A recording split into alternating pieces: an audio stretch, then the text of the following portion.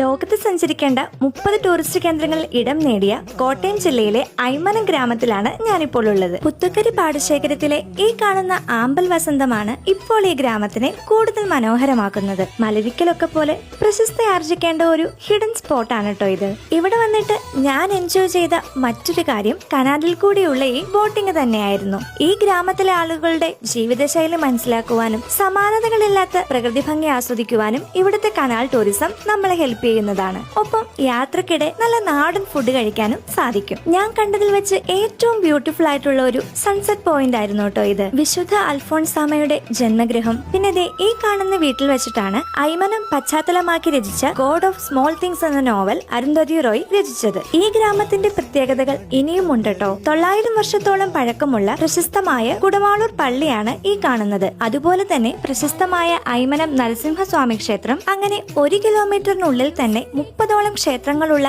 ഐമനം ഒരു പിൽഗ്രിമേജ് ടൂറിസത്തിനും പറ്റുന്നതാണ്. ഇതുകൂടാതെ ചെമ്പകശ്ശേരി രാജാവിന്റെ വാൾ, പണ്ട് കാലത്തെ താളിയോലകൾ, നമ്മുടെ ലാലേട്ടന്റെ സ്ഫടികം മൂവി ഷൂട്ട് ചെയ്ത വീട്, അങ്ങനെ ഇനിയും ഐമനം ഗ്രാമത്തിന്റെ കാഴ്ചകൾ കാണാൻ ഏറെയുണ്ട്.